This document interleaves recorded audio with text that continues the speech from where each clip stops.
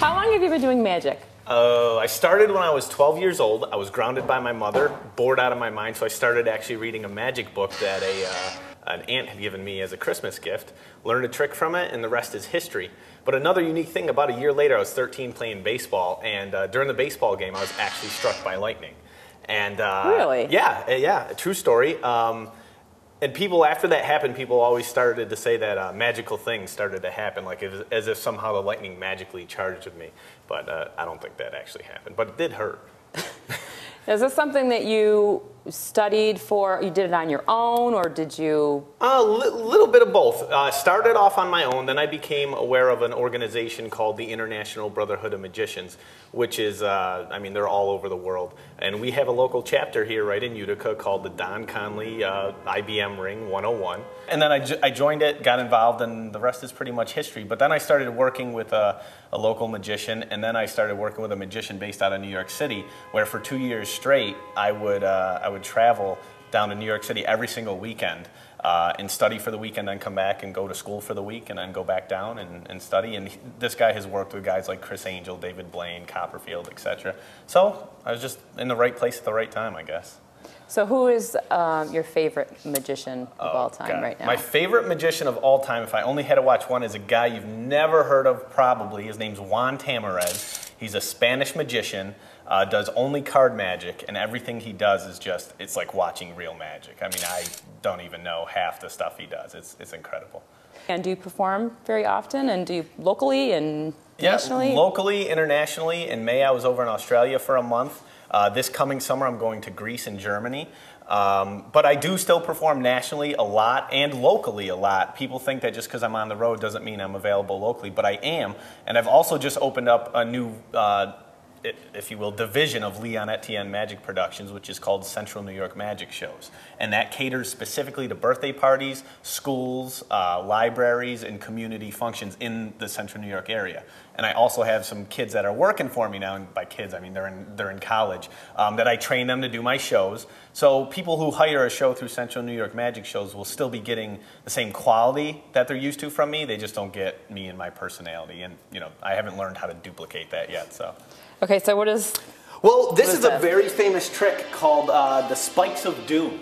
They look like the spikes of doom. Yeah, they look like the Spikes of Doom. This device was designed to do something very specifically. It only does two things. I mean, it looks impressive, but it only does two things. And the two things it does are this. The first thing is, it goes down.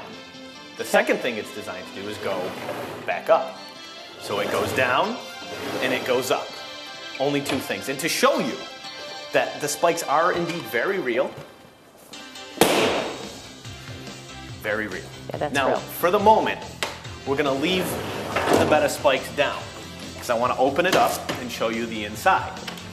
And Jill, what I'd like you to do is just take your finger and touch the spike very gently, any one you want, a few of them, just to show you that these are the real spikes. They're the same spikes we just popped that balloon with. It's not an illusion. Very good. Now, what I'm going to do is place this in the down position. And what I'd like you to do is come over here and sit on this exactly like this. Yep, very good. Now, Jill, swing your feet this way. Very good. And scooch down a little bit. Scooch a little. And just lay back very nicely. Very good. And grab this. Any questions about what we're doing here, Jill?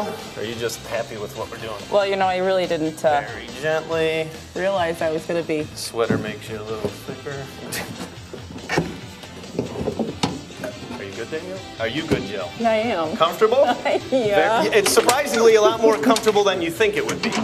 Very good, very good. Now, we're going to revolve the spikes of doom around just so everyone can see behind that Jill hasn't somehow magically snuck out the back. She really is there. And check this out. Jill, are you ready? Yeah, I'm ready. On a count of three. Oh my God. Ready? 1. Oh my God. 2, 3. Oh my God. And ladies and gentlemen, just like that. Oh.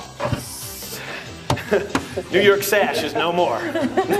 I'll spin it around so you can see all the way around that again, she still really is in there. Very cool. And now, the spikes are very slowly lowered back through the torso, back down. we unhook the box, lift up, and hopefully Jill is still in one piece. Ta-da! Yes! Very good, Jill. Swing your feet forward.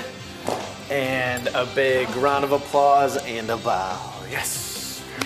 Very Yeah, good. that was great. Thank you very much. Thanks very much. Tell the folks at home, are you having a show coming up, or how can they book you Yep. for a show? I have 2 shows coming up locally. The first is October 30th and 31st at New York Mills School in the auditorium. It's my full-scale illusion show, so you'll see some stuff that we did here today and also a lot more. Friday the 30th, it's at 7 p.m. and Saturday the 31st, Halloween, at 2 p.m. And both days the kids can come in costume, and also before the show there's going to be a trick-or-treat street, so the kids can get an early start on collecting that candy. And then the following week in November, the 6th and 7th, I'll be at Mohawk High School in their auditorium, again with the same full-scale illusion show, and that's 7 p.m. both nights. If you wanted to book a private show, you could reach me at leonetienne.com, or you could reach me at cnymagicshows.com.